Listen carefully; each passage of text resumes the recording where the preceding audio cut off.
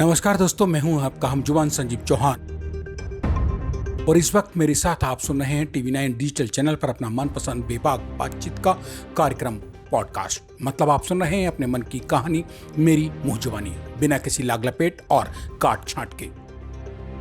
आज की बात में जिक्र हिंदुस्तान के सबसे बड़े सूबे यानी उत्तर प्रदेश में स्थित गोरखनाथ धाम गोरखनाथ मंदिर के मुख्य द्वार पर हुए खूनी हमले की।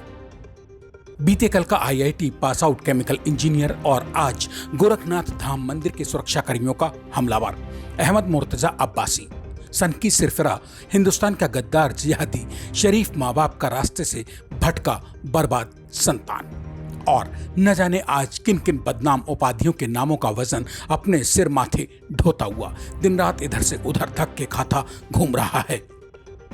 राज्य पुलिस, यूपी पुलिस और एंटी टेररिस्ट स्क्वाड और देश की तमाम पड़ताली एजेंसियों की टीमों के बीच आज मैं उसी सिरफिरे और हिंदुस्तान में अमन चैन के दुश्मन साबित हुए अहमद मुर्तजा अब्बासी के कुकर्मों की कहानी यहाँ बयान कर रहा हूँ, जो गोरखपुर धाम मंदिर में पुलिसकर्मियों के ऊपर खूनी हमला करने पहुंचा क्या था?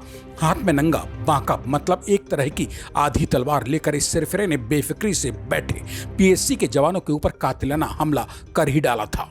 यह तो भला हो मंदिर के बाहर फूलमाला की दुकान लगाने वाले शख्स का, जिसने दिमाग पर खून सवार करके पागलों की तरह इधर से उधर हाथ में नंगा बांका लिए भाग रहे मुर्तजा के सामने भी अपनी अकाल मौत की चिंता नहीं की और वक्त रहते उसने मंदिर के मुख्य द्वार को बंद कर दिया।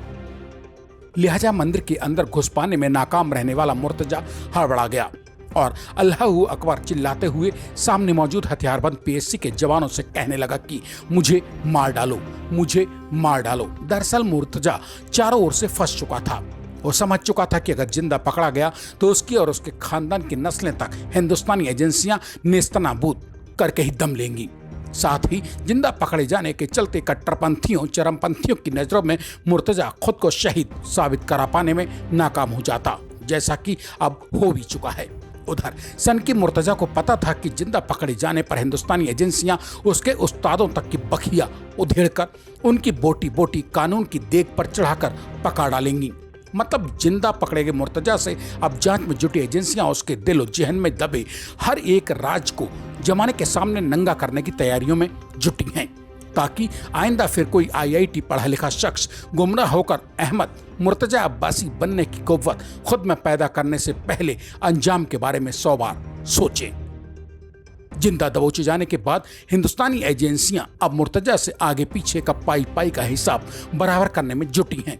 जांच में जुटी एजेंसियों की माने तो मुर्तजा दरअसल एक कौम के कट्टरपंथियों, चरमपंथियों के आकाओं को खुश करके उनकी नजरों में हीरो बनने के ख्वाब आंखों में पाले गोरखधाम मंदिर की देहरी पर पहुंचा था, जो कि हो नहीं सका।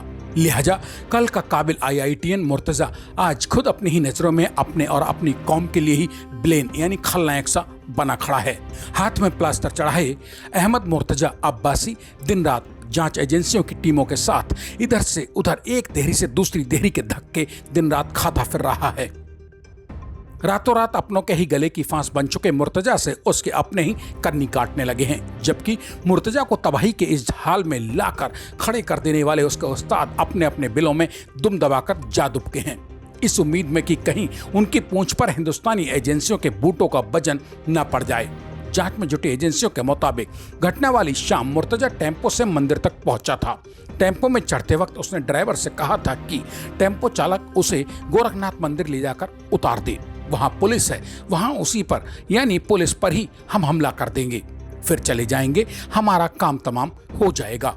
मुर्तजा की इस खतरनाक मुंहजबानी से सब कुछ साफ है कि घटना को अंजाम देने वाले दिन मुर्तजा जानता था कि हमले के दौरान उसके बदन में पुलिस बारूद भरकर हमेशा हमेशा के लिए उसे शांत कर देगी, लेकिन पुलिस पब्लिक ने जान पर खेलकर मुर्तजा को जिंदा दबोचकर अब उसे जीने के काबिल भी नहीं छोड़ा है।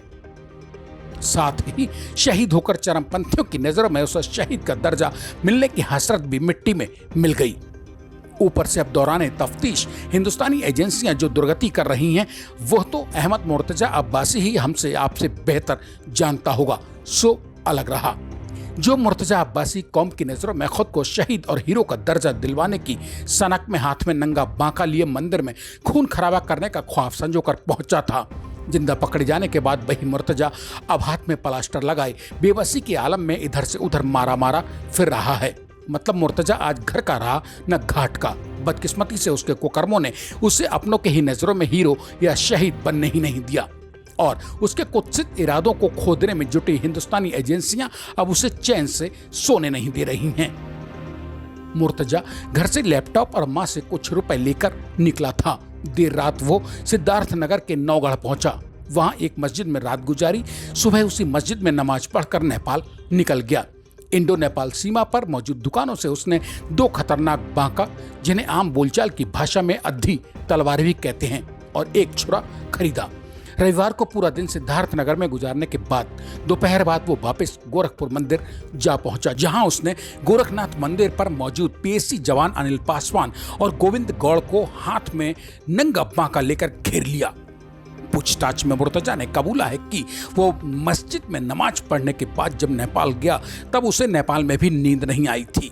मुर्तजा, तुम्हें नेपाल में नींद कैसे आती जब तुम मस्जिद में नमाज पढ़ने के बाद मंदिर में बेकसूरों का खून बहाने पहुंचे थे?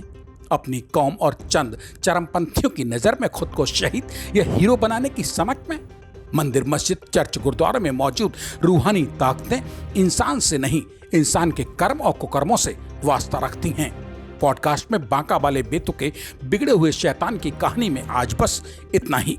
टीवी 9 डिजिटल चैनल को सब्सक्राइब करके अपने मन की बात कमेंट बॉक्स में लिखना भी याद रखिए। इसी के साथ अब मुझे यानी अपने दोस्त संजीव चौहान को दीजिए इजाजत। मेरी लौट कर आने का कीजिए इंतजार। तब तक के लिए नमस्कार।